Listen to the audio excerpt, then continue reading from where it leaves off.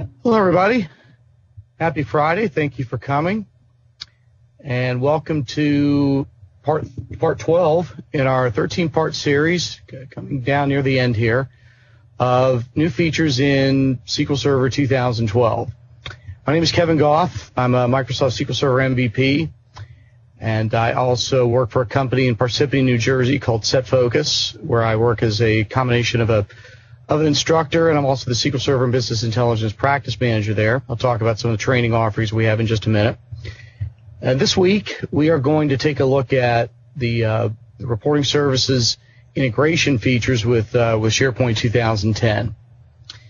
So going through my slides here, and we'll get into the examples here in just a few minutes. First of all, if you're attending this series for the first time, although we're getting down close to the end, this is the 13-part series about new features in SQL Server 2012, and we've taken very much a just the facts approach, using demos to go through some of the new features in SQL Server 2012. And there's certainly a lot of them, as hopefully you've seen if you've attended any of the prior weeks. Just a little bit of background on me. Like I said, I'm a SQL Server MVP. I trained for a company called SetFocus. They are out of Parsippany, New Jersey. We actually offer online training through video conferencing. You can go to our company website, which is www.setfocus.com. We also offer, so that you can get a taste of the type of training that we provide, we have a free training portal. It's http://freetraining.setfocus.com. We actually offer over 100 hours of free training in .NET, SQL Server, Business Intelligence, and SharePoint. The 100 hours is actually lifted. It's actually lifted from our actual curriculum, from our actual classes, and put on our free training site so that people can get an idea of what kind of training that we offer. Now, my email address, my contact information is at the bottom here. My email is kgoff@kevinsgoff.net. And my combination website and blog is www.kevinsgoff.net. There's actually a separate section on the right-hand side. There's a separate category called Microsoft Webcast, where I've been covering this 13-part series on my blog, so feel free to go up there and check that out. Also has the registration links for next week. And also, I write for Code Magazine. Code Magazine is a little bit more on the .NET side, although they do have database content, and I actually write for them pretty regularly, primarily on SQL Server and business intelligence issues, and sometimes where SQL Server and .NET come together. Been involved in writing a couple of books, both for A Press and for MS Press. So that's the 30 seconds of information on me. So let me jump forward here. And as I said, we're in week 12 of a 13-part series. We're going to take a look this week at SQL Server 2012 Reporting Services integration with SharePoint. Now, next week will be the final part of this 13-part series. So last but certainly not least, next week we're going to take a look at the new data visualization tool that comes with Reporting Services in SQL Server 2012. It's called PowerView. It is a specialized report writer that's available inside of SharePoint. Has some rather interesting features in it.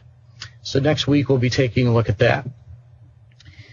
So the agenda for today, jumping forward here, as hopefully most of you know, but in case you didn't, in Reporting Services, you have the ability to deploy reports to one of two different server locations. Now, if you don't have SharePoint, you can deploy reports up to a native report server that is actually hosted, not used to be hosted by IIS. It actually now runs under the control of the SQL Server Network stack. So even if you don't have SharePoint, you can still deploy reports up to a report server and have people use a browser to access those reports sort of in a corporate intranet type setting. And Reporting Services also has an API, it has a web service, so you don't even need to use the Reporting Services infrastructure to go access those reports. You can simply access the reports from within an ASP.NET or some other type of web application. But if you don't have SharePoint, you can deploy reports to a non-SharePoint server. However, this week we're talking about reporting services integration with SharePoint. Well, the second method, and the one that we're going to talk about here, is that you can deploy reports up to a SharePoint environment, usually to a SharePoint document library. Now, this feature in itself is not new. For several versions going back, both with SQL Server and with SharePoint, even going back to SQL Server 2005 and SharePoint, Microsoft Office SharePoint Server 2007, you could deploy reports up to SharePoint. So this is not a new concept. However, there are additional features been added along the way that have made that process more efficient, a little bit faster, a little bit more functionality, and so that's what we're going to talk about today. Now, up until SQL Server 2012, the integration with reporting services and SharePoint wasn't through a true service application. SharePoint has what are called service applications. And there are many different service applications that run inside of SharePoint. There's SQL Services. That's a service application that runs inside of SharePoint. There's PerformancePoint Services, a very interesting tool that allows you to create specialized web business intelligence dashboards and scorecards. That's a service application. Well, reporting services up until now wasn't a true service application. There was a separate integration application that you ran, but it wasn't a true service application. So it was at least a little bit on the outside looking in and worked through an external provisioning database. Well, Reporting Services 2012 is now a true service application inside of SharePoint 2010. Now, you do need to have SharePoint 2010 Service Pack 1. So if you try to install reporting services into an environment with SharePoint and you want to have the service application installed, you must be running Service Pack 1 of SharePoint or you won't be able to get any further. Now, because it's a service application and because of some other capabilities they put in under the hood, the general report performance when reports are viewed in a SharePoint environment, when they execute in a SharePoint environment, is a little bit faster than it was before. One of the complaints, one of the observations when people deployed reports to SharePoint up in prior versions up until now was that the performance was in some cases lackluster compared to running and executing reports inside of a non-SharePoint environment. Well, Microsoft has done some work under the hood, and so as a result, the performance is much more comparable. I do not have actual benchmark numbers to show you, but the general performance is better and is certainly closer to what you get in a non-SharePoint environment. Now, a common approach, and one that we're going to see here in the demo in just a few minutes, is that you can take a reporting services project and deploy it up to a SharePoint document library. And then once the reports are up in a SharePoint document library, end users who have rights to the document library can go up and view the reports in a report viewer similar to the report viewer that you'd have even if you didn't use SharePoint. Well, another thing you can do, assuming that you're using the enterprise version of the products, is you can build what's called a data-driven subscription to run the reports automatically on a schedule. You might be in an environment where there's a predictable nature to the execution of the reports. Let's say there are people who run reports every Monday morning after a data load that took place over the weekend into a data warehouse or a data mart or whatever. And so you don't want to have people go up and run the reports all at the same time, which might hit the server pretty hard. You might want to generate the reports ahead of time and then put them in a document library for people to go view, or you might want to email them or put them out in file share or whatever. Well, there's that capability, and we're going to see an example of that. Now, another feature within SharePoint that tends to get overlooked a little bit, it's one of those where you have to be using a certain number of applications in order to take advantage of this, but you can also integrate reporting services reports into a PerformancePoint Services dashboard application. So if you have say a web dashboard that shows some content from PerformancePoint Services and some content from SQL Services and some content from other BI applications, and you also want to show some content from reporting services, you can integrate reporting services reports into a PerformancePoint Services dashboard application. Kind of a specialized feature, but it actually does generate some very nice results. And then finally, we're going to take a look at a brand new feature in Reporting Services 2012 that runs in SharePoint, and that is a function called Data Alerts. So let's say that you have a report that shows broker commissions or some other type of performance metric, and you'd like to have that report executed behind the scenes every night. And maybe if someone's performance percentage goes above or below a certain number, you'd like to have an alert run. You'd like to have an email notification run.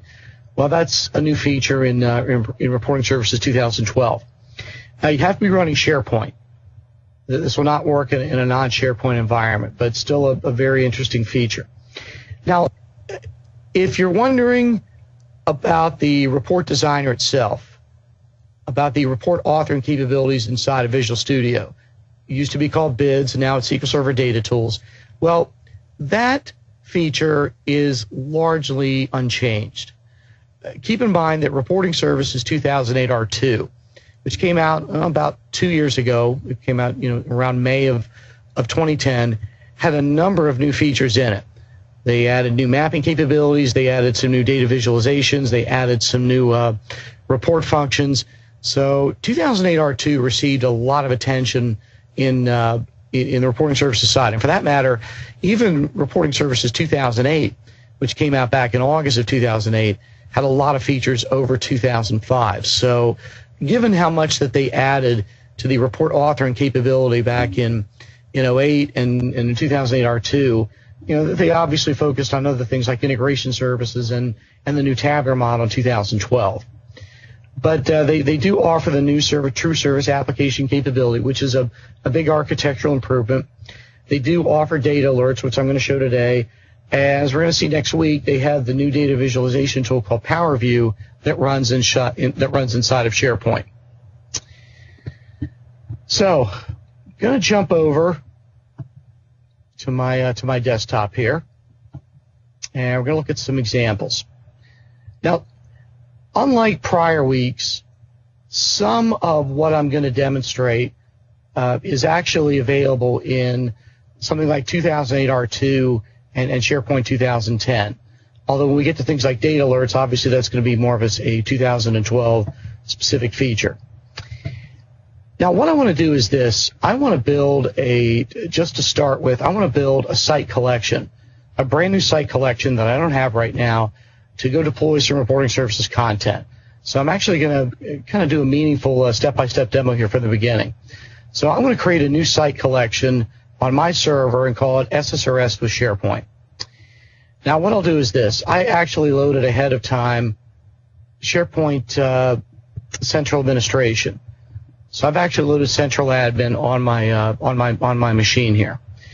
And I'm going to create a new site collection.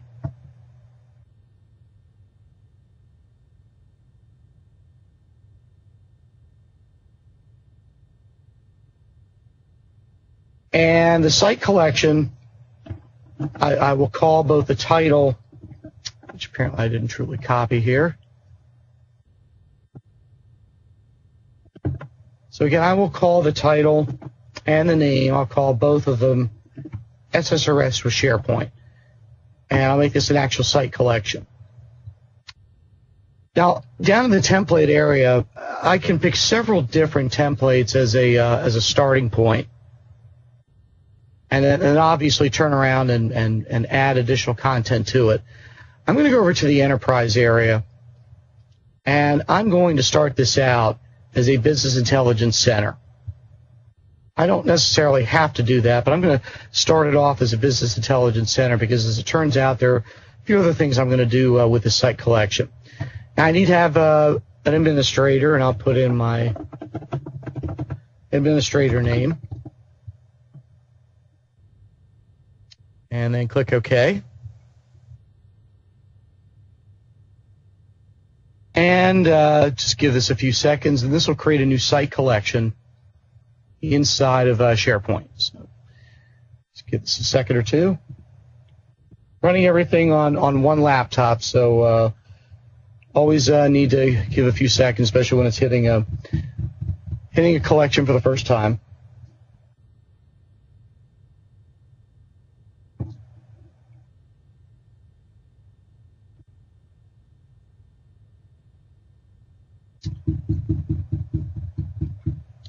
And while this is running, I'll mention something else.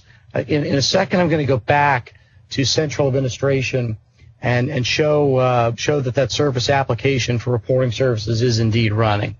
So I'm running the service application for reporting services for SQL Server 2012 inside of this site collection. And this normally doesn't take this long, but got a number of things running on here, so give it a few more seconds. Well, I'll tell you what, while that's running,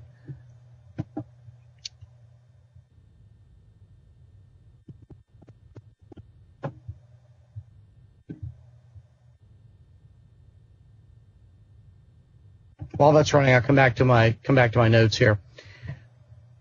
I'm going to go into central administration and just demonstrate the fact the service application is running. Then we're going to go to the site collection and create a couple of document libraries, and then push a pre-built reporting services project up into this site collection, and see what kinds of capabilities we have once we push the reports up into a site collection. We can preview them, obviously, and we can also set up what's called a data-driven subscription, so that we have one report that we want to run on a regular schedule.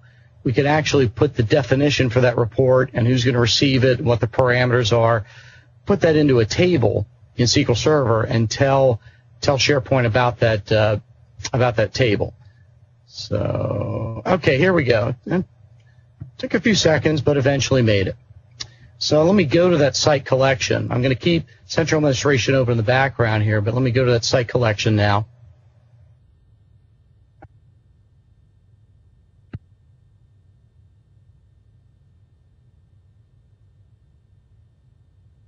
And that site collection, other than just having a template to be a business intelligence center, isn't going to have anything of any significance in it, but we'll put in a few document libraries and put some reporting services reports up into there. So while that site collection is running, let me come back to central administration. And in central administration on my site, let me go to manage service applications. And I see that down here is the SSRS SharePoint application. That's the SQL Server Reporting Services application, and I called it SSRS SharePoint application. Now, for people who were familiar with some of the prior configuration options when you integrated prior versions of reporting services with SharePoint, some of the same general configuration settings are still there for setting up an execution account, for setting up email settings, the overall system settings for reporting services application, like number of days to hold a snapshot, things like that. Those are still available. They're just simply now inside of the service application. But because the service application is running on a server, any site collection I create, like this one back here, any site collection I create is going to be able to receive reporting services reports. So in my site collection, I want to be able to deploy a couple of reports up to here. Now, what I'm going to do is this. I'm going to create two document libraries. So I'll click the Site Actions drop-down, and I'm going to create two very basic document libraries. And one is going to be a repository for reporting services reports, and the other is going to be one for generated reports. So I will call this first one, SSRS Deployed Reports.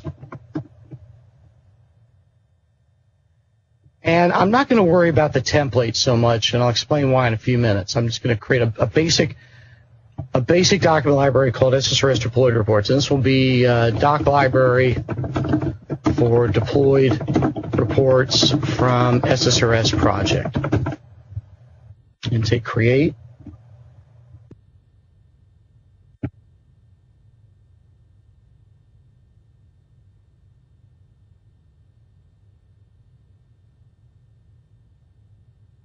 And then I'll come back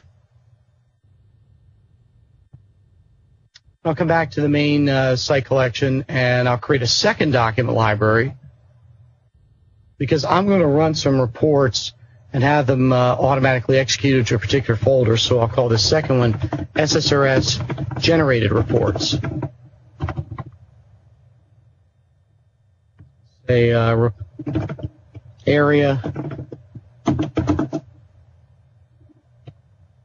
for generated report content. So I've got two document libraries within my site collection. Now, I am not a graphics expert. I'm not even very good on computer colors, but this all white background always drives me crazy. I always want to go into site settings and provide some kind of theme. So if you'll indulge me for about 30 seconds here, I'm going to go to the site themes under look and feel. And there's one that I like down here that's pretty good. It's called Mission. So I'll just simply apply that.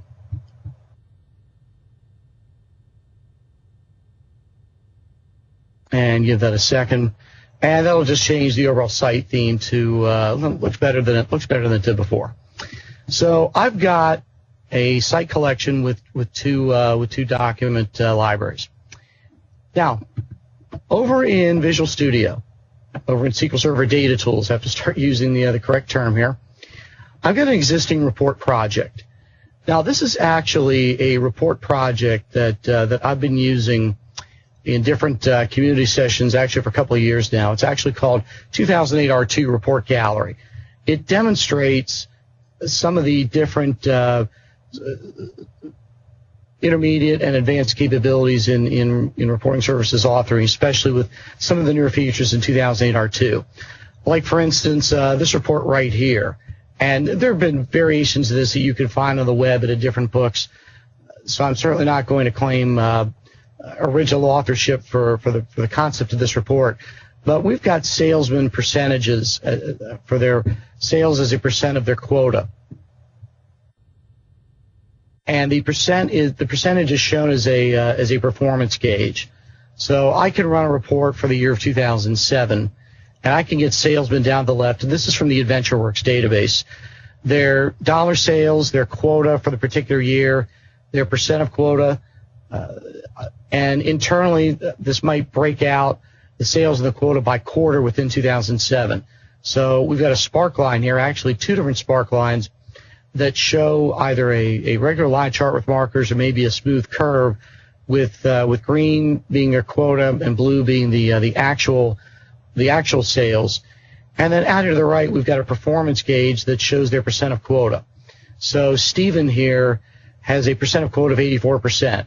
Well, maybe we have a rule that anything above 90% is good, 80 to 90 is okay, and below 80 is not so good. Well, he's at 84%. And so we show that gauge going out to about 84%, and we actually show the horizontal bar in yellow. And then we've got Pamela here. She's at 75%, so she's only showing out to the 75% mark, and that's in red. And then we got Dave Campbell here, and he's at 95%, so that's showing in green.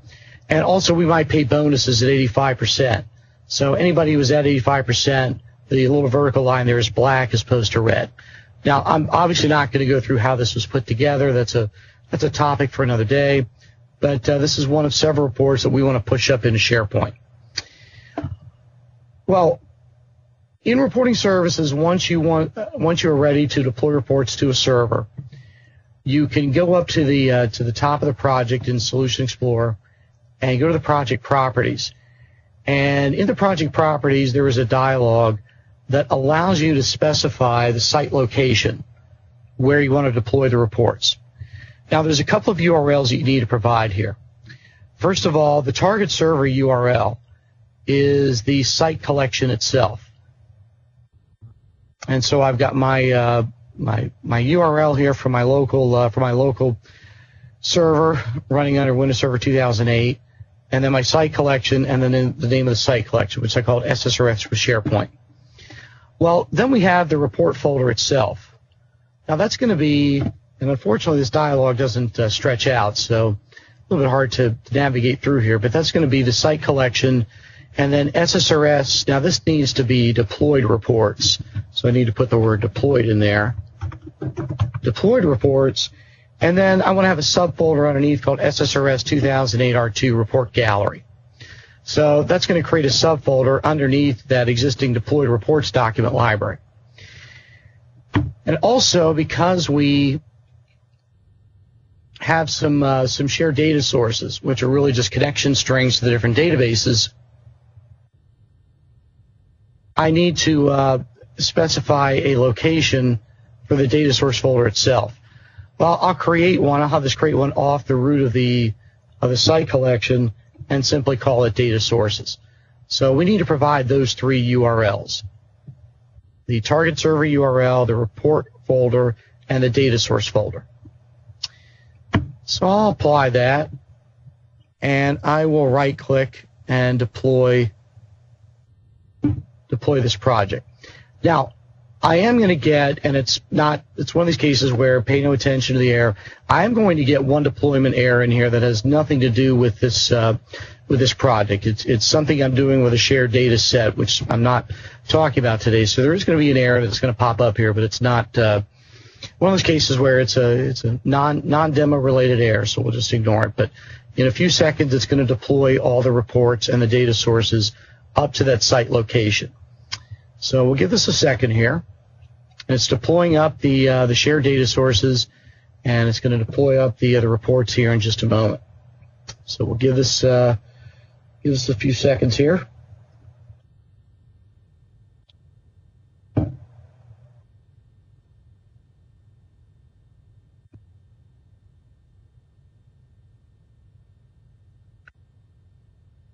And actually, while this is deploying, a few questions have come across the board here, so I'll take a few of the questions. Someone asked, have you come across a problem when upgrading to Reporting Services 2012 and SharePoint 2010 that you lose ability to manage existing subscriptions? That's a good question.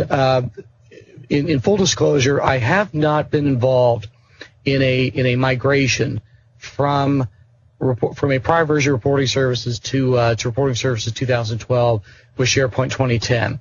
So unfortunately, I don't know the answer to that. The one project I've been working with has actually been a brand new project, so there hasn't been any kind of a migration with existing subscriptions.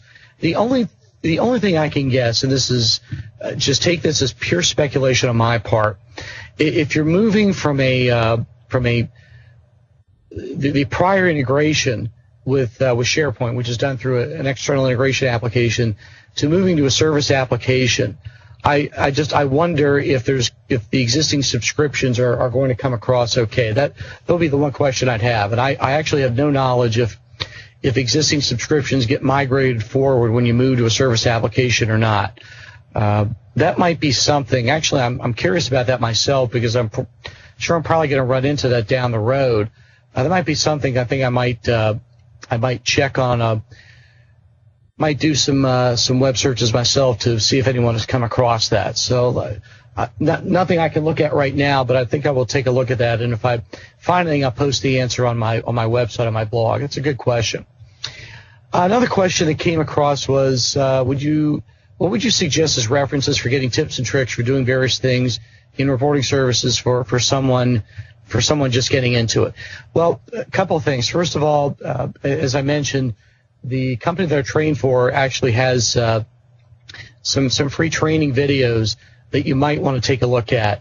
The URL for it was freetraining.setfocus.com. freetraining.setfocus.com.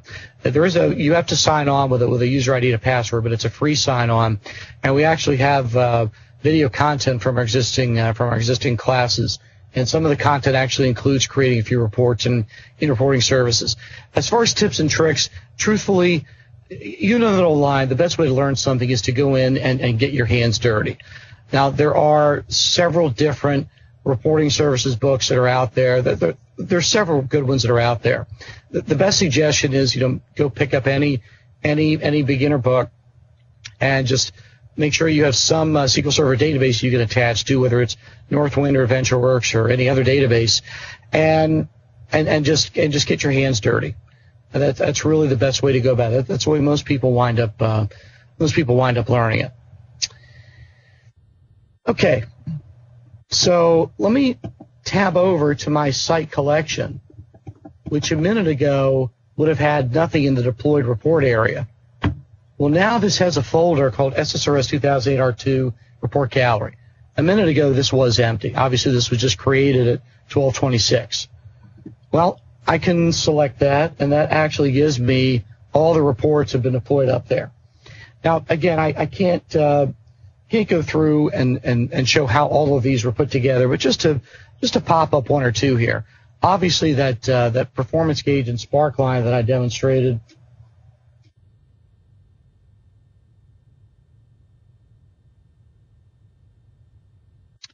is one I'll open up first here.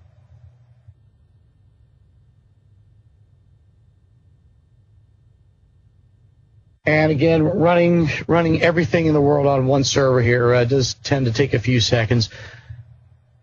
And this report is loading, and here's the basic preview capability.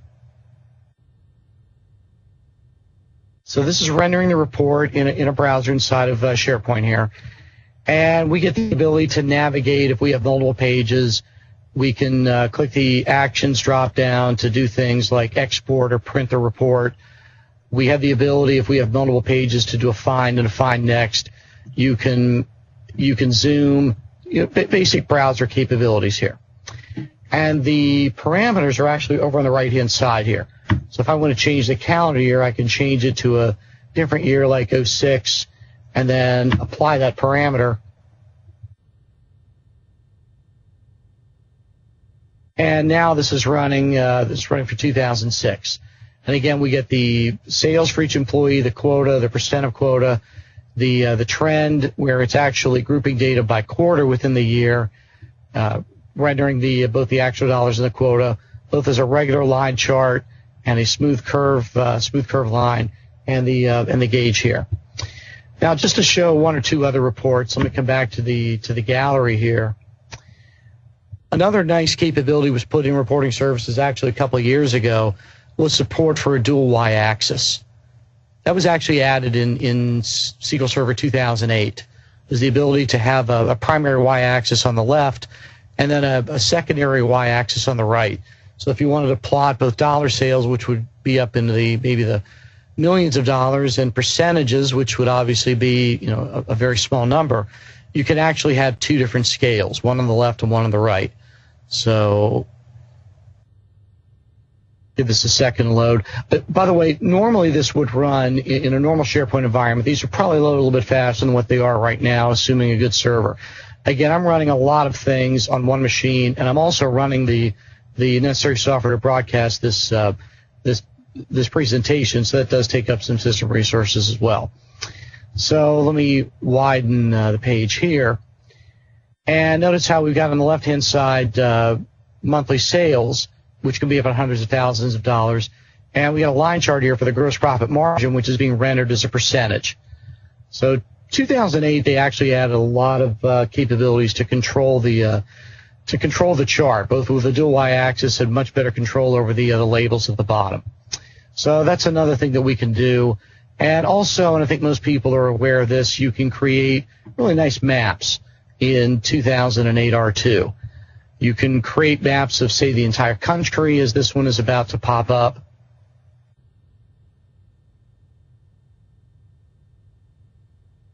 So I can actually have a chart of or a map of sales for the United States, and so any state that's in green, like Washington, is going to be very high in sales. Something like Oregon might be lower in sales, and something like Montana or Idaho here could be the lowest in terms of sales. This was actually very easy to put together. It's put together with basically a map template for the United States. And then another capability, and actually I haven't run this in a while, I believe this is still going to work. I can actually click on Oregon, and it'll actually run a second map.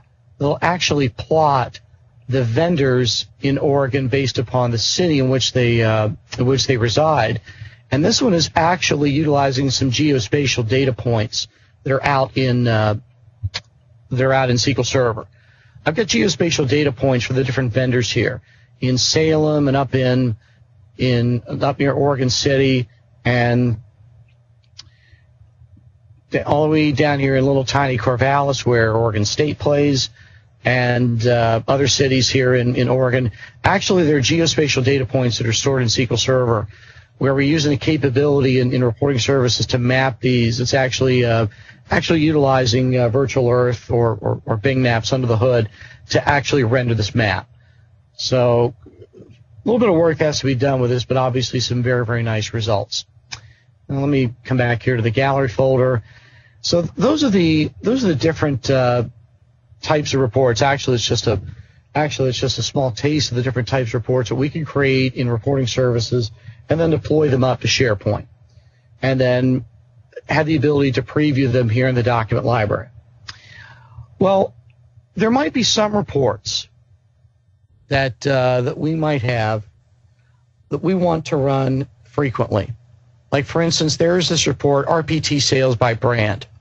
Now, this is actually a very simple report in terms of output.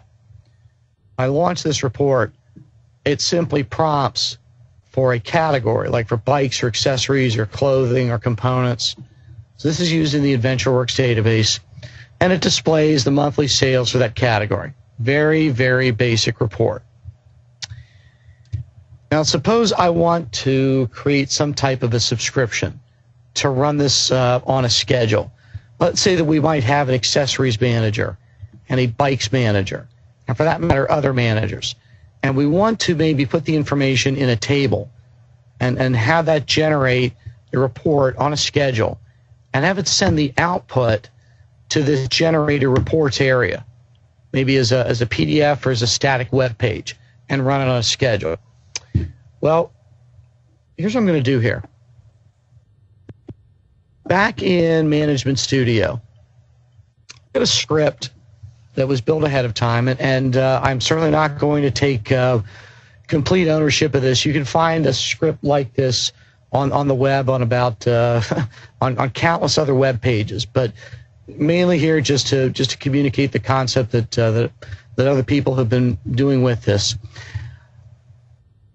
On the database, in the AdventureWorks 2008 R2 database, I'm going to create a table called TBL Subscription File Share. And in it, I'm going to put in some information for this report and for the instances of the execution I want to define.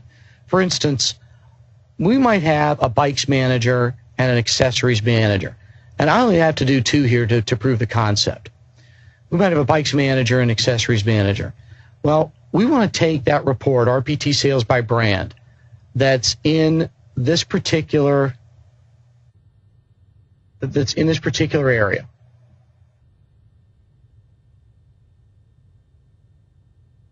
And we want to run it on a schedule, write it out as a static web page, as an MHTML output, utilizing the parameter that would normally have to be put in programmatically. Now, a couple of things about this, because sometimes the parameters get a little bit tricky. This report itself, if I go back to where that report resided, if I go back to the deployed report area and run the report, that report, RPT sales by brand, is actually running against an OLAP database. It's actually running against an analysis services database. Well, if we want to have it run for bikes and for accessories or for whatever, we have to plug in the parameter programmatically. Well, where this gets to be a little bit tricky is that the underlying parameter is a key value. Now, if we were doing a relational database, you could certainly understand the concept of providing the integer key that's associated with bikes and with accessories or whatever.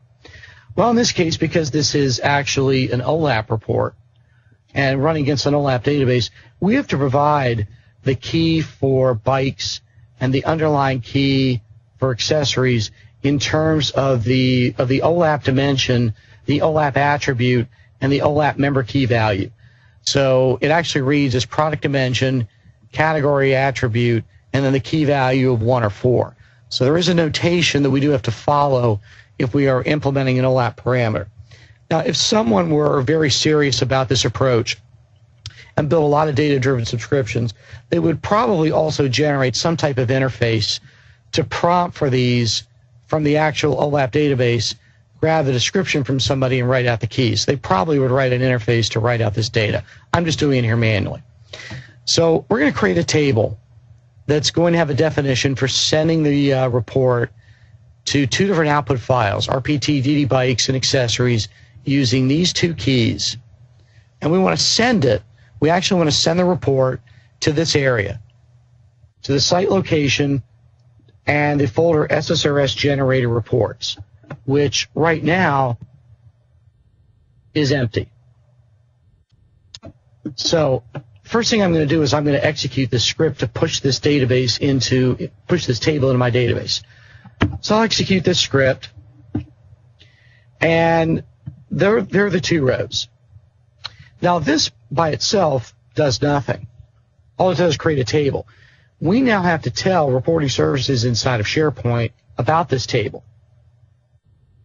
So in other words, we have to actually build the definition in SharePoint for a subscription and inform it about this table. Now, I'm going to do that in a minute. In a minute, I'm going to go to the deployed report area, and I'm going to go to that report, RPT sales by brand, and I'm going to say, essentially, hey, I want to build a subscription. I want to tie it to that table in Management Studio I just created. But before I do that, a recommended practice, because we want this to run on a schedule, is to create the schedule first before we even create the subscription. Because we might wind up having many reports run on a subscription, and so we want to set up the schedule first. So I'm going to drop back a minute. I'm going to go to the site actions and the site settings for this site collection. And I'm going to go down to the reporting services area, which is enabled because I've got reporting services running as a service application on my server. And I'm going to go to manage shared schedules. Now, at the moment, I have no shared schedules on on this particular site collection. I'll add a schedule, and I will call it Kevin Test Schedule. And I'll run it once a week on Fridays. Now, I'm gonna make this 1 o'clock, even though I'm sure I'm going to finish before then, just to give myself plenty of time. I'll run this at 1 p.m. Eastern Time. I'll start it today, and I'll leave it open-ended, and I'll just erase it afterwards. So I'll take OK. Now, that in itself also does nothing. That just simply defines a schedule. Now we have to go create the subscription and tie it to the schedule. So now I'll come back to my deployed report area, and I will go to the report gallery. And for that RPT sales by brand, I'll click the drop down, and I'll say I want to associate this with a subscription.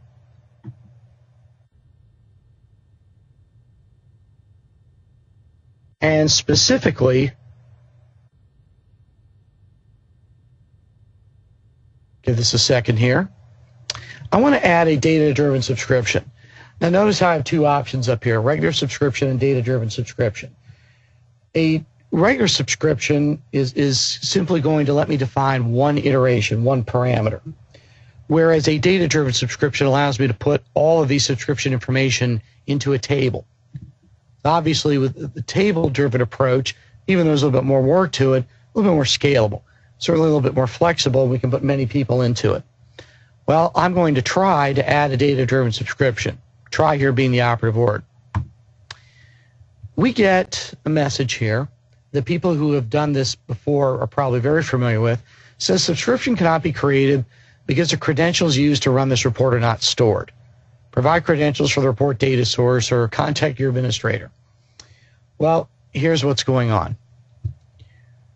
Right now, this report, if I come back all the way back to SQL Server, back to where the report was created, that report, RPT sales by brand, was using as the data source called DS80W OLAP. And DS80W OLAP, if I go take a look at the authentication information, the credentials, is using Windows authentication.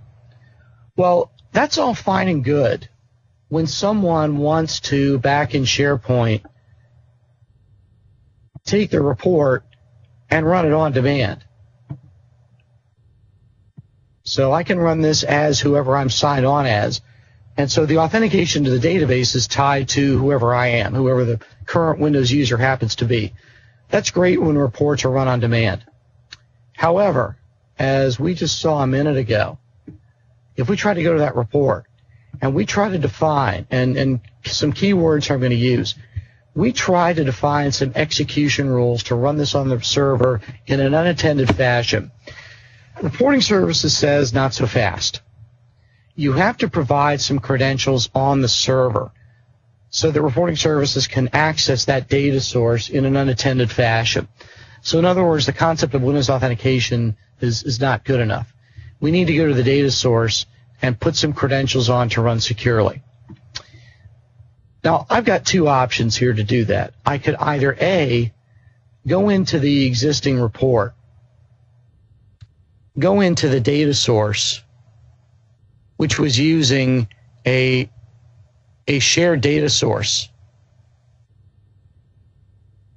and I could actually change it and use a custom data source instead. So I could have a custom data source for this report. Or I could go, if I know I have other reports that are going to be in the same boat, I could go to the data source itself that was deployed to that DSADW OLAP data source, and I can store some credentials securely on the server here. Now, they'll be encrypted back up in the provisioning database. So I will put in administrator, and I'll put in the password. I'll use that as Windows credentials. Now I'll test the connection, and that works.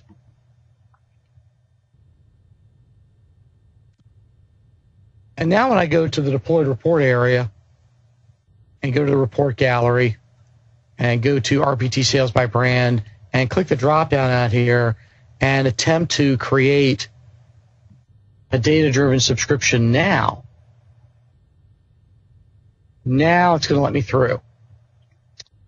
Well, I'll give it a name. I'll just simply say test data-driven subscription. Now, here's where this gets even more interesting. It's asking for a connection type for a data source, and we might be saying, well, wait a minute, we just gave that a minute ago for store credentials to the OLAP database. Well, that was for the sales data, the source of data for the report. Now Reporting Services wants to know about credentials to access this data-driven table we're using, which is on a relational database. So yes, quite a few little pieces here. So I need to tell it about the database that holds that subscription table. Well, I actually built the connection string ahead of time here because I'm far too lazy to type it. So I will put in the connection string here.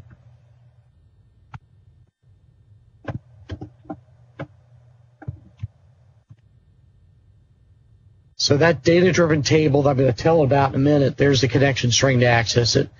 It needs to know the credentials to that. So once again, I'm in good practice here. I can put that in.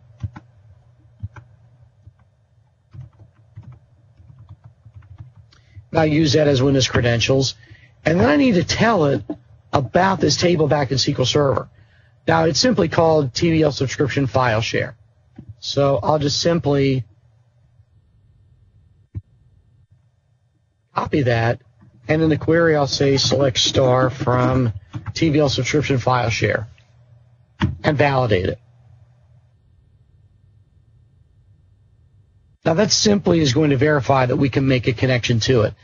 Now again, we're building this data-driven subscription, so we need to get the Reporting Services application here in SharePoint to recognize that table. And okay, have made a mistake here. And here's why. I'm not using 2008 R2 anymore. I'm actually using 2012, so it'd be nice if I use the use the right connection string here, so that's actually 2012. Let's try that again. And now it validates successfully. So it helps if you use the right instance of the server. Then we'll take next. Now it wants to know what column is being used for the parameter. Well, back in the original table, those parameters for product category, key 1 and key 4, were actually in a column called PRM1. Now, why didn't I call that product category instead of PRM1? Well, you can probably guess. I want to use this table in a generic manner, maybe for other reports, for other subscriptions, which might prompt for a cost center or a general ledger code or an account. So I just want to generically call this PRM1. So the parameter is actually stored in the column called PRM1. Well, then I'll take next, and it wants to know what's the delivery type going to be. Now, if you remember, I want to render this over to a SharePoint document library. So select SharePoint document library. Now, if we were building a regular subscription by itself, it would prompt us, what's the name of the output file? What's the name of the path you want to send it to? What's the render format going to be? What's the file extension going to be? Well, that information is actually back in this SQL Server table. So we need to tell that subscription about these columns. Now, it doesn't do an auto match based upon the prompt for a name for the object, so we have to map them manually. So the file name, in other words, coming back to Management Studio here, the output file name, whether it's going to be RPT, DD bytes, or accessories, we have to tell it. Same thing for the path. Where's it going to go? Well, that's in a column called path, and that actually is defined as the generated report folder in the site collection where we want to send the output. Then the render format. Well, that's coming from a column called render format. So you can see the pattern here. And the render format is going to be a static web page. The write mode. Well, I've got a column called write mode with a value out here called mhtml. So I'm going to, I'm sorry, that was the render format. The write mode is auto increment, which means that the first time it runs, it's going to be called RPT DD bytes. The second time it runs, it's going to be called RPT DD bytes 1 and 2 and 3 and so forth. So it's going to increment the output name every time. I have a column for a file extension. Now, I'm not doing anything with auto copy here. I could if I wanted to. It's not required, so I'm not going to do anything with the SharePoint auto copy. So I'll take next. And then it wants to know what delivery event is going to be associated with the generation of the subscription. Well, I could build my own custom test schedule. I could do it when a snapshot of the report is created. If I were to build snapshots as well, in this case, I'm doing it on that shared schedule. So that whole delivery event becomes a lot easier when we build a shared schedule ahead of time. So this is I'd stop short of saying the best practice, but this is certainly a good practice, is to build a schedule first and then associate the reports with the schedule. Well, I'll take finish. And that sets up all the mechanics under the hood for the subscription. So just give this a second to come back here, and I'm going to take a look at a few more questions. Okay, so that is built the subscription.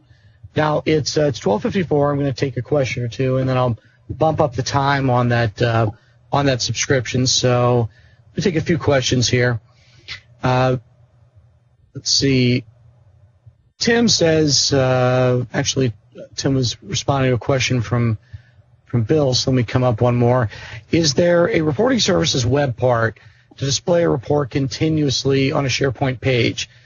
The user would see the report just as you're seeing now, except I wouldn't have to go to the document library first. The answer is yes.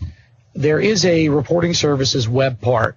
So if you actually create a web part page, I'm not going to demonstrate it here, but there definitely is a reporting services web part that you can use to associate with a report. So you can create your own web part page and incorporate the report in there. Okay, and someone else asked, does Reporting Services 2012, and I see the words Windows Phone and and device. And I have to say up front that I'm not an expert by any means on the Windows Phone, so I'm probably not going to be able to answer this one. Does Reporting Services 2012 do anything to recognize that you're previewing reports in a small device like Windows Phone and adapt the presentation to that type of device? Unfortunately, I don't know the answer to that. I have really not done much with the Windows Phone. Kind of embarrassed to say that, but don't really have the answer for that. If by chance, if anybody else is watching this and actually knows anything about that, let me know. Otherwise, that's something I can try to look at later. But unfortunately, don't have the answer to that. Okay, and someone asked back at the beginning, can Reporting Services 2012 be used with a current Office 365 SharePoint? I haven't looked at Office 365 SharePoint. I don't know the answer to that, but even if it did, there actually be two questions. First of all, can you even use it? And number two, would you be getting the full capabilities? The reason I say that is that the non-enterprise versions of SQL Server and SharePoint don't support things like data-driven subscriptions. So even if it is available inside of Office 365 SharePoint, and I don't know the answer to that. The second question would be whether or not all the functionality is supported. So that I will see if I get to answer that. So it's actually three questions I'm going to look up afterwards. So just check my site, which is kevinsgoff.net, and I'll see if I can post the answers up or at least get some information a little bit later. All right, it's 12:56, going to 12:57. I'm going to go and I'm going to change that schedule. So I'm going to go to Site Settings real quick and go to the Shared Schedules, and I will make that 12:58 instead of 1 o'clock. So I'll change the start time here. I'll bump it up 2 minutes and change it to 12:58 p.m. And then I will go to that Generated Report area. And we'll wait here another 30 seconds, and that subscription should run. It should automatically run the report for accessories and for bikes and should generate the output into that folder. Now, that subscription can take a couple of seconds after 12:58. Probably not too much further, but it should probably wind up taking a few seconds.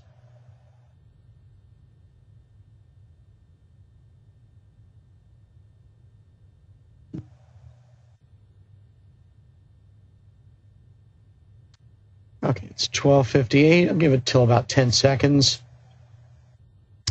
And then I'll refresh this. And there we go. We get RPT-DD accessories and RPT-DD bikes. These are actually static web pages. Now, if you'll notice, when I click on that link, it actually doesn't open up the web page. It actually gives me a message to save the file. This is a feature that caught some people by surprise in SharePoint 2010.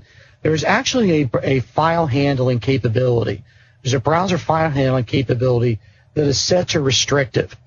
And so by default, when you click on something like an HTML document, instead of it popping up a browser, actually prompts you to save it. Now, if you're wondering where's the option to change that so that it'll pop that file up in a browser, it's actually back, if I go back to Central Administration. So I'm going to hop back to SharePoint Central Administration. It is actually under, and I might need to cheat here, it is actually under, I believe it's under Web Applications,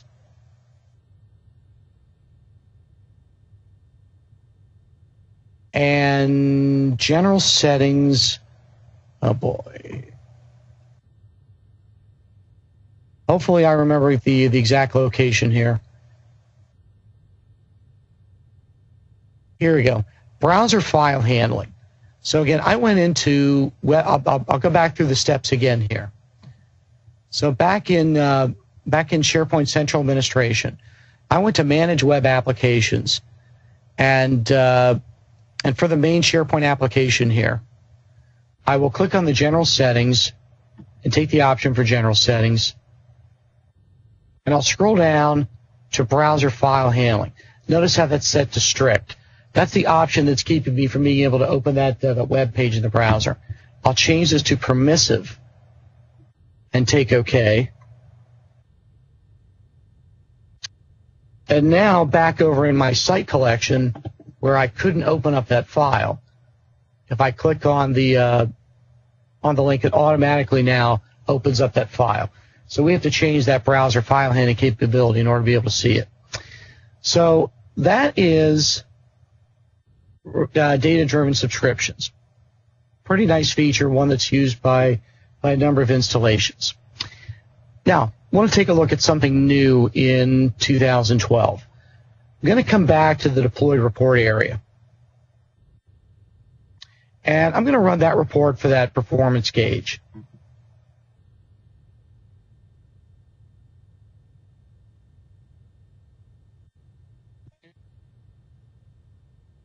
Now, maybe I want to know, notice how we've got any employee on here. We'll take Stephen, for example, the first employee.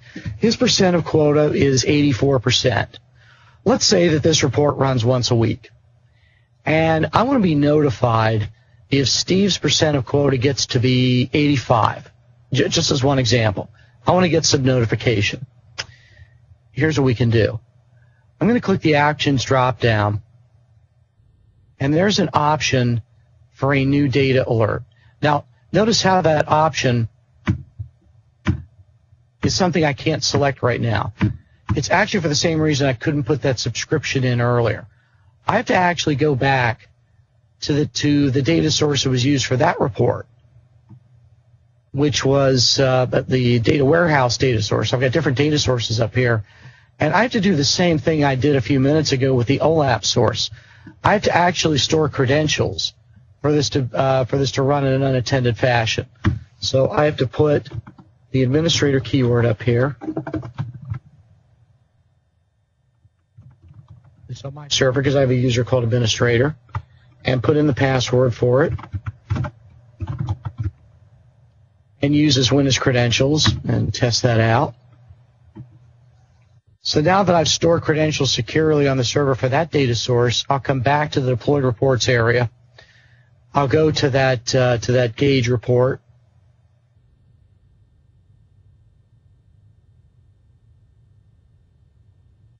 And I will try again to create a data alert.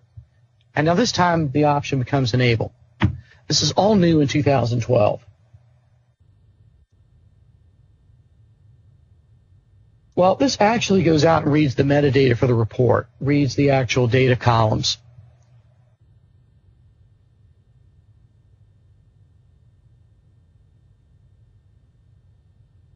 And we'll eventually come back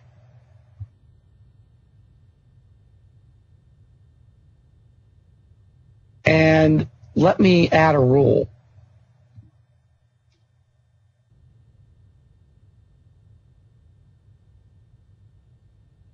So I'm going to add a rule based upon an alert. So I want to alert if the data has or if no data has. Well, I'm going to pick if data has. I'm going to add a rule. And the rule will be the employee being equal to Stephen down here.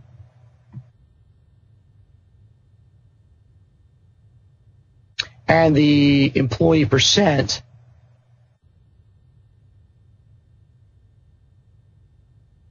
being greater than, get this drop down to work here, is going to be greater than, now I'm going to put in 0.85 because I want to show what happens when there's no data. So I'm going to say 0.85, knowing that his percent right now is 0.84. And I could run this on a schedule. I could go into the advanced area, and I could say that this will run at 2 o'clock in the morning, although I'm also going to run it on demand. And when that occurs, I want to send an alert to my email address, so kgoff@kevinsgoff.net, and the subject will be that line, and the description will be Steve had his percent of quota at 85%, and take save. Well, that job is going to run at that time of the day. Now, I'm going to go run it on demand to show something, knowing that Steve's percent of quote is not 0.85 yet. So I'll come back to the gallery, and I'll go to that report. I'll click the drop down here, and I'll take the option to manage the data alerts. Well, that alert was created. I can right-click on that alert, and I can actually execute it. So I'll run that alert. Now I need to refresh the screen, the page here, and that might take a few seconds for it to actually recognize that the alert was run. So I'll refresh this, and this comes back and says the alert ran, but the data conditions were not met. Well, yeah, because I had it at 85%. Let me go back in and edit the alert, and I'm going to change it to 0.84. I'll change the rule here to 0.84 and save it. Now, little provision here. I am not running on my local server here. I do not have an actual SMTP service running. So I actually don't have email configured. So what's going to happen here is I'm going to right-click and I'm going to run this again.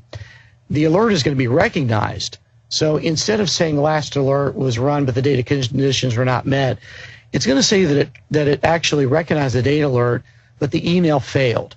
And again, that's only because I don't have email configured on this server. Actually, tried to get it before this morning, but fortunately ran out of time. So you're just going to have to. This is one you're going to have to trust me on. But obviously, you'll see that the mechanics for recognizing the alert do indeed work fine. So I'm going to run this alert again, and it's going to try to generate the email, but it's eventually going to fail. So I'll refresh this, and so instead of 105 and 55 seconds, the alert ran, but no conditions were met. I refresh this. It can take several seconds for it to recognize that it tried to run.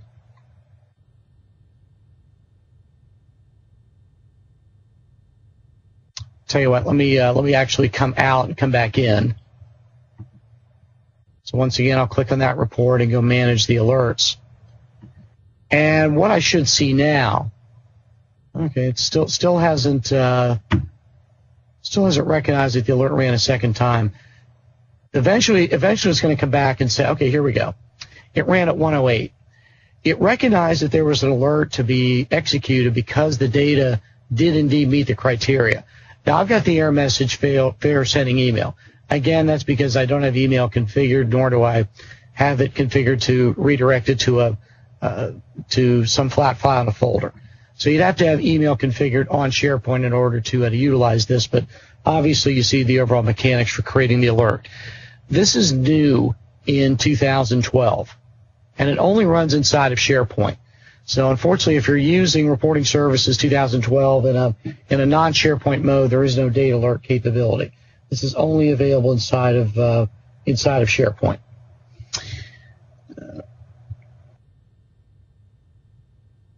Okay, take another question here.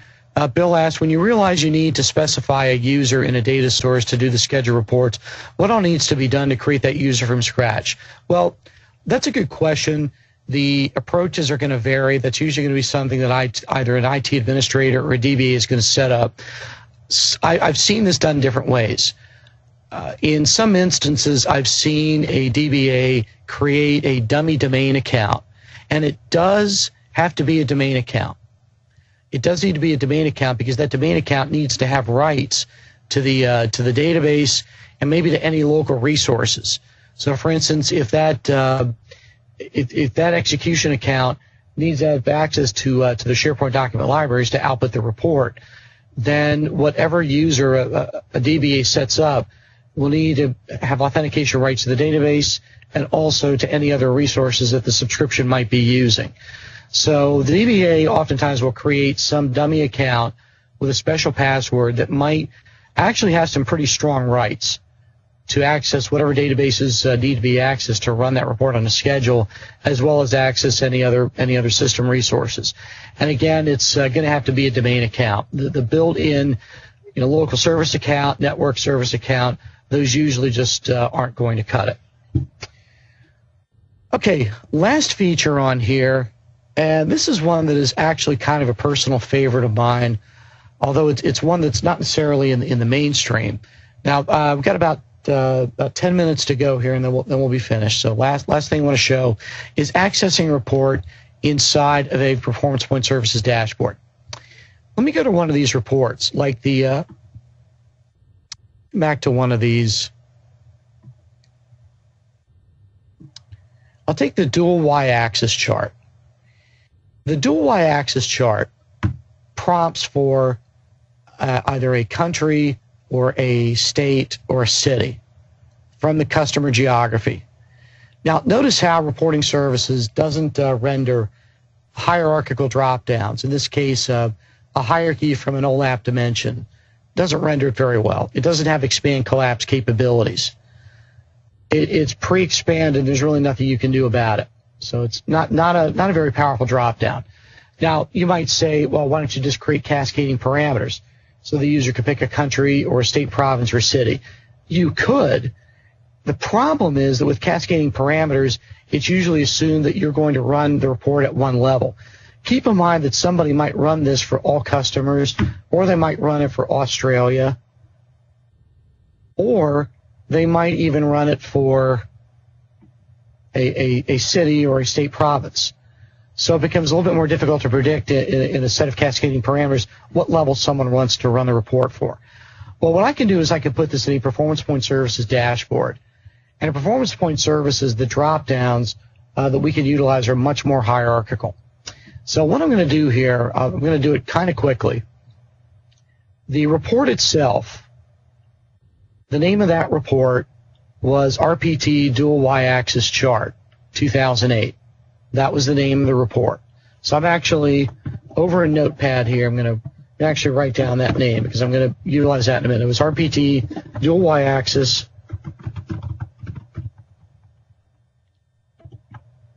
Chart 2008.rdl. And the location that it was in, let me grab that location from up here because I'm going to need to provide that full URL here in a minute. So let me grab that URL and paste that in here as well. I'm going to access that report from inside a PerformancePoint Services dashboard. So if you've never seen PerformancePoint Services, I'm kind of biased because I really, really love this product. I think this is a tremendous product that sometimes doesn't get as much attention as it should. It can be a little bit difficult to use sometimes, but produces some great output. I'm going to go to PerformancePoint Content, and I'm going to add a new dashboard. So we can create business intelligence dashboards inside of SharePoint.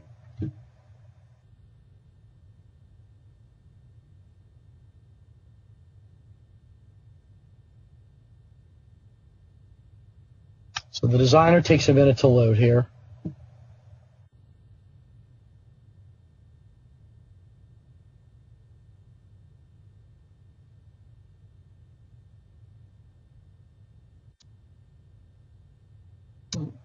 Just a few more minutes here. Just going to do a very, very quick example to show how we can access a reporting services report inside of a PerformancePoint Services dashboard.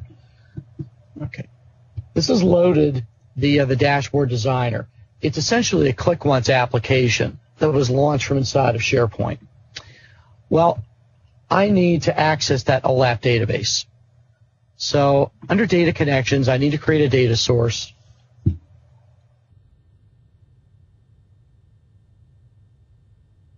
And this will be an analysis services data source.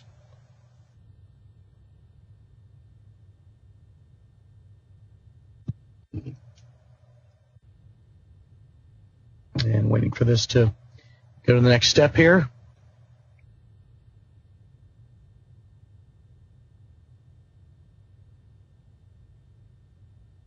And another question that came through, Drew asked, is it possible to upgrade reporting services to 2012 and use the service application, but still use 2008 R2 for database and analysis services layers? If I understand your question correctly, if you're asking, can utilize the reporting services 2012 infrastructure inside of SharePoint, but have the data sources still be back in a 2008 relational database or a 2008 OLAP database. If you're asking, can the data sources still be back in 2008, I am pretty certain that the answer is yes. I'm not aware of any problem that would keep you from being able to do that. That would make it awfully restrictive if the answer to that were no. So unless someone knows differently, I'm pretty certain the answer to that is yes. All right, I'm going to create a data source here, and it's going to be my local host, SQL 2012, and the database itself would be the AdventureWorks database. So remember, I'm building new parameters here on PerformancePoint services, so I need to reference the OLAP database, and specifically the AdventureWorks cube. Well, I'll simply call this data source DSADW OLAP, and over here in the connections, right-click and save it. Now, I want to create a link to that report. I'm not going to actually import that report, but I'm going to create a link to it. Remember, my goal here is to be able to take that report, bring it into PerformancePoint Services dashboard, and utilize a much better drop-down experience. So a user can pick a geography hierarchy hierarchically. Well, I'll right-click on PerformancePoint content, and I will build a definition for report that will come from reporting services.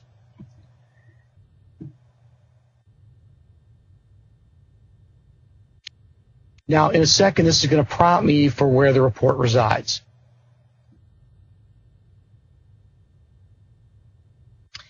Well, first of all, I get to specify where the report resides in a SharePoint integrated mode or in a non-SharePoint mode.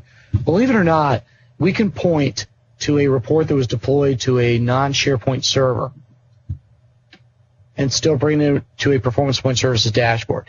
But in this case, I actually utilized SharePoint integrated mode for the report itself. Well, I'd provide the report server URL.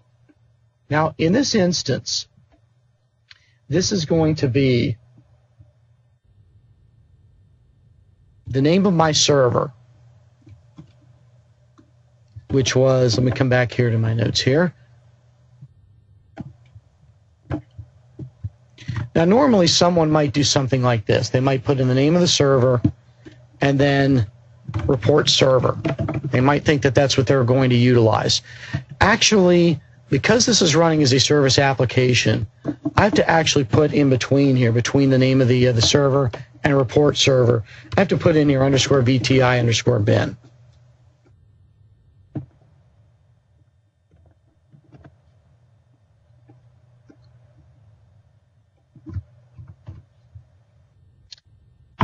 And the report URL itself is going to be that long reference to the report, the site collection, the deployed report area, and actually I had the word SSRS 2008 R2 gallery in there as well, which I almost forgot about. So that was under deployed reports and SSRS 2008 R2 report gallery. I have to provide that full name here. So I'll go yank that. SSRS 2008 R2 report gallery. And we have to actually do this manually because the interface back in PerformancePoint Services doesn't allow us to discover the report. We have to actually provide the full URL here ourselves. Now, I believe because I have a named instance, I actually think that this isn't going, actually comes back and tells me that it doesn't find it because I actually had a named instance of my report server. And as an added attraction, this is terrible, I've actually forgotten the name here. It's not report server. I've actually forgotten if it's 2012. Okay, gonna have to cheat here. Bear with me 1 second. I have to cheat, and I'm gonna have to go to another site collection where I've done this as a prior example. So bear with me 1 second here, because the name of the virtual directory I actually had in another project. So all these folder names to remember here. So it was actually Vault SP. I actually did this in Baltimore at a SharePoint Saturday a few weeks ago, and ran through the same exercise. So I actually built a dashboard, or had started to build one. Okay. Oh, actually, okay, had not done that. Boy, thinking off the top of my head at the very end here, this is terrible. I've actually forgotten the name of my report server instance. So, not going to give up here. Just everybody bear with me just for one more minute here. First of all, I'm going to close a few things I don't need anymore. Always terrible when you forget something. So, need to pull up my Reporting Services Configuration Manager.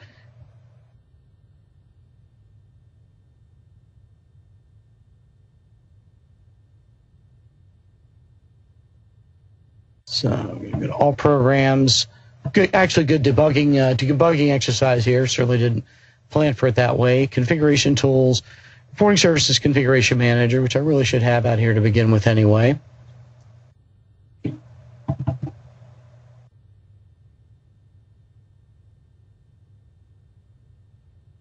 Because, like I said, we need the name of the reporting server virtual directory. Like I said, I have forgotten the name here, so I'm launching the configuration manager to get the name. So obviously a lot of moving parts here. So let me connect to this.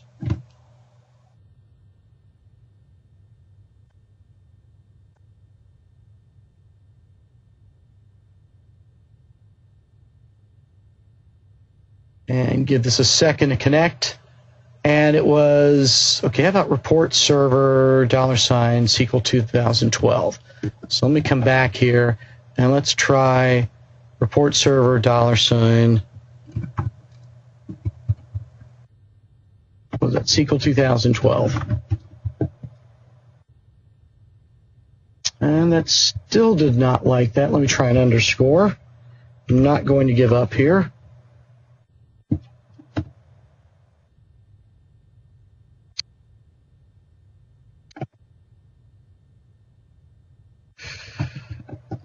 Okay.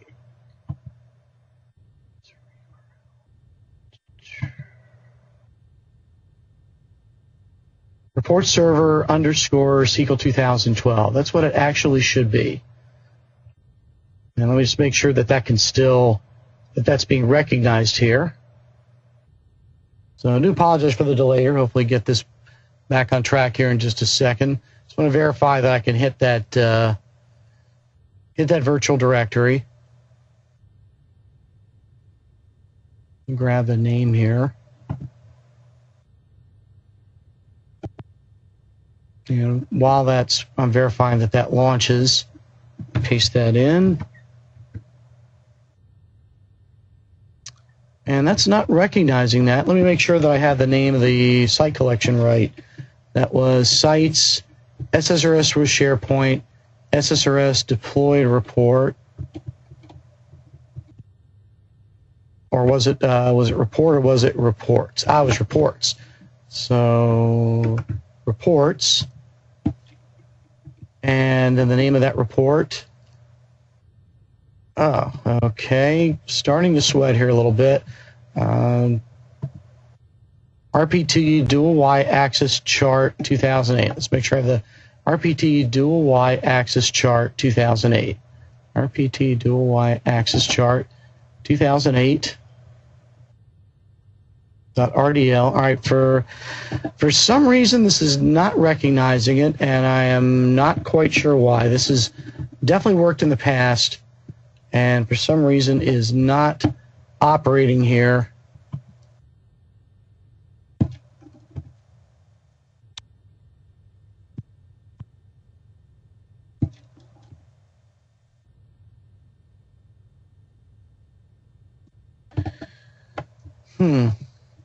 And I found the virtual directory. I'm going to try this again. I'm going to be stubborn here because this has worked.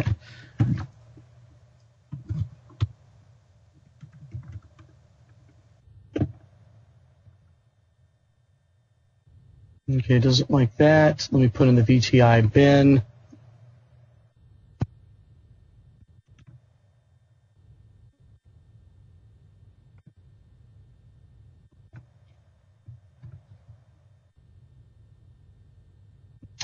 Okay, I may, unless I get a brilliant idea here in about 10 seconds, may just have to speak to this. I'm going to put in localhost just for the heck of it.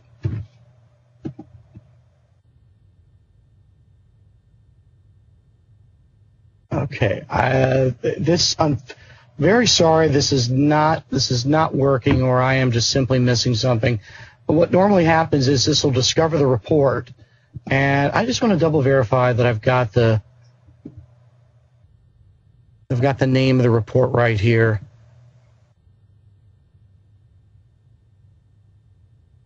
It's RPT Dual Y-Axis Chart 2008. I don't think this is case sensitive. We may, RPT Dual Y-Axis Chart 2008. Yeah. Boy, this is discouraging. Okay.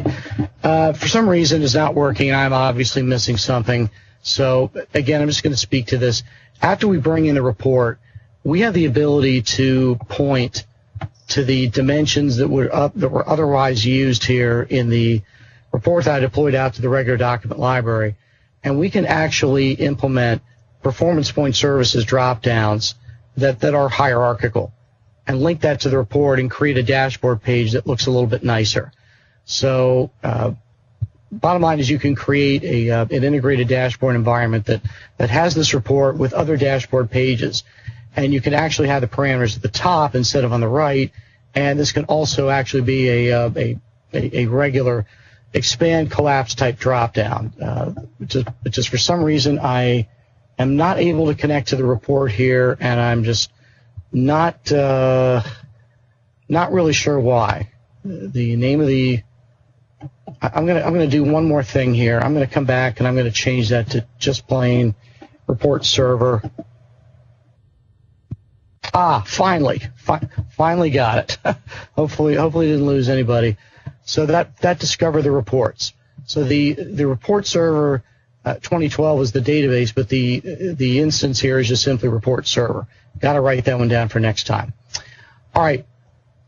I don't want to show the parameters because I want to use my own parameters.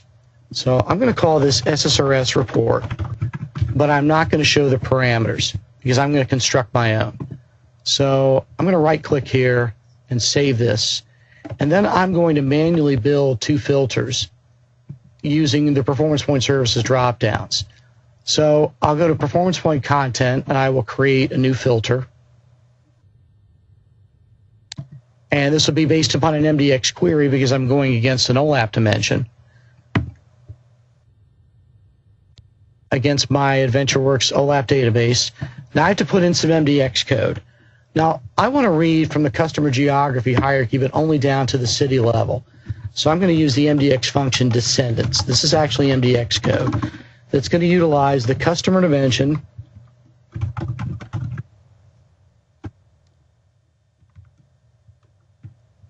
type here. Customer geography hierarchy. And I want to go down to the customer dimension, the customer geography hierarchy, and the city level. And I want to get everything in between, so I'm going to use the MDX function called self and before to get everything in between. I'll test that. I'll click next. I will make this a tree structure, which is what Reporting Services is missing. And take finish. And that constructs my geography filter. Now I'll give that a name. I'll call it GeoFilter. Now this report also prompted for fiscal years. So I will create another filter. against the same OLAP database. And we'll be done here in just a few minutes. I do appreciate everybody sticking around here. And that'll be from the date dimension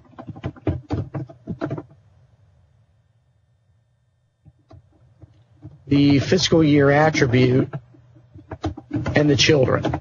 The children of that particular attribute. That'll give you just the fiscal years. Now, by the way, if I want to do something kind of neat, like show every fiscal year except the first and the last one, I could do something like the except function in MDX. I could say I want all the children of the fiscal year attribute except for, from the date dimension, I believe that's case sensitive, the date dimension, the fiscal year attribute, and the first child. And also from the date dimension and the fiscal year attribute, the last child. So in other words, I don't want to show the first and the last year in that set of fiscal years. So I'll build that as a set and you close the function. And that'll be just a list of fiscal years. And so I've got a list of fiscal years. Well, now it's time to put all this together. So I'll save these. And I will now create a dashboard page and link these together. So I'll create a dashboard page here. And I'm going to build it with a template of 2 rows. Now the top row I want to make very, very small. I'll go to the zone settings for that top row and make it 7%. By the way, we are actually utilizing an editor that sits on top of web parts. This is a really nice capability. All right, I'm going to put the filters up at the top. Put the fiscal years up here. And I'll put the report coming from Reporting Services at the bottom. Now, it's very important. This did not import the report. It is still residing out in that SharePoint library. It simply has created a link to it. Now, I need to tell that report about these filters. I need to link these together. So I'll click the fiscal year drop-down and create a connection and link that up to the bottom report. If you've built web part pages before, you can probably guess that this is doing the same thing under the hood. Now I want to connect to the parameter back in the original report that was called date fiscal year, associated with the unique name of that MDX member. And then do the same thing for the geography filter. I want to send in, I want to create a connection here, and I want to send in the geography selection to that report, connect to the geography parameter in the report where the source value is member unique name. And I'll call this page SSRS page. And I'll call this dashboard test SharePoint dashboard. By the way, PerformancePoint Services has a lot of really nice reporting and charting capabilities, has a nice KPI scorecard capability. There's quite a bit you can do with this. Well, I'll deploy this up to SharePoint using a regular master page with a page list. And we're going to get what I wanted to have about 10 minutes ago. We're going to have that report sitting inside of a dashboard page with much better parameters. Now, PerformancePoint Services is a service application inside of SharePoint. It used to be a separate product.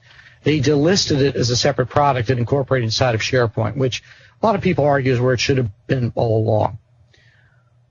Well, watch this. I'm going to change the parameters here, and I'm going to click the drop-down.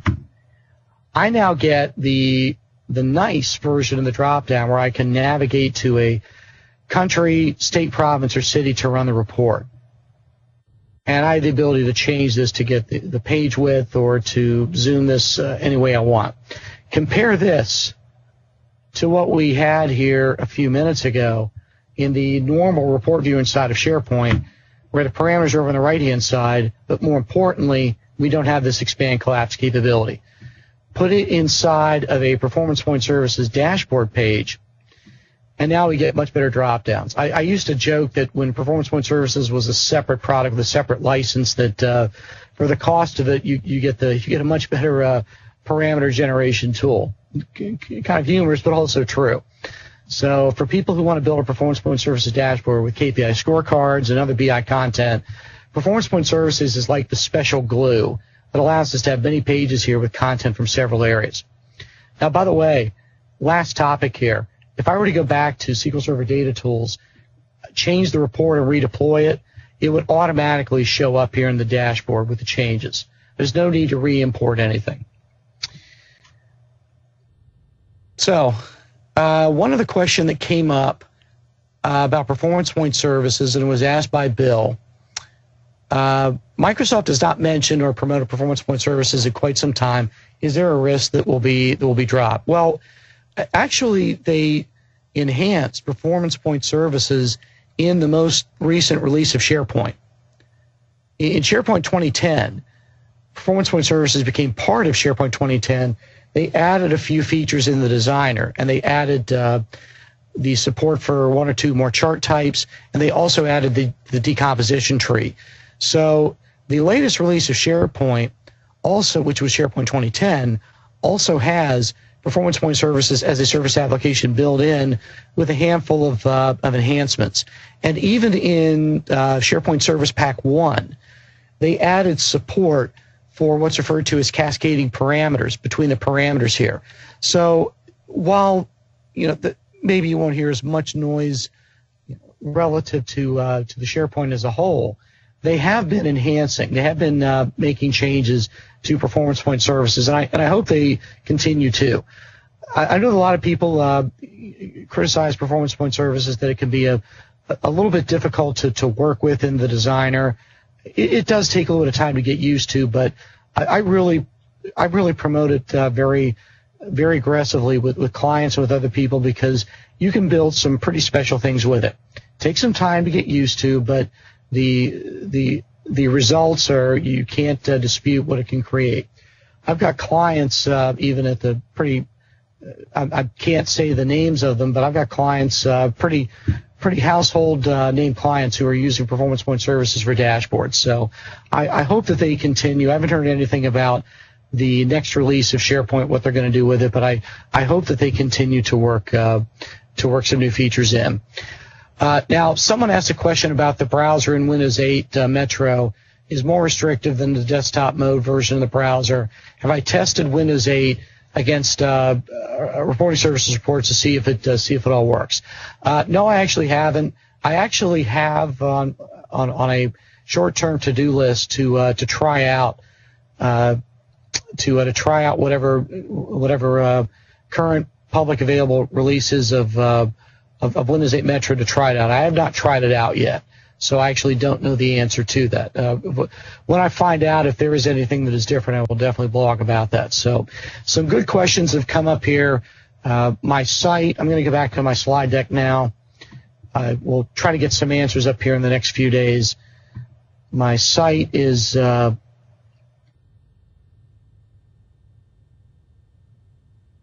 www.kevinsgoff.net. So I've saved off the questions that have come up, and I will try to see what I can find out here. So very good questions that have come up today. So apologize for going past 1 o'clock. Sometimes that happens, but always believe in trying to get the content in. So thank you all very, very much for coming. I appreciate the questions, appreciate the input, appreciate the suggestions, and appreciate the participation. And next week, we'll be in the final week of this 13-part journey. We're going to take a look at something brand new. We're going to take a look at the new data visualization tool called Power View.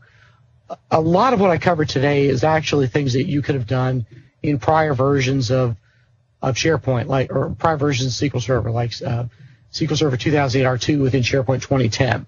And even some of the older deployment features and data-driven subscriptions were things that you can do in prior versions of SQL Server as well. Now, a lot of this could only be done in SharePoint 2010, and some of it only in SQL Server 2012, like the data alerts. So with each one of these, there was, in some instances, a specific version of the product where you could do something and others where you couldn't. Next, we're going to take a look at something brand new, and that's the data visualization tool called Power View, and that'll cover a 13-part series. So thank you all for coming. Same time, same station next week, and we'll take a look at the new Power View tool in Reporting Services inside of SharePoint. So that's a wrap. So thank you for coming. Have a good weekend, and hopefully see you here next week. So long.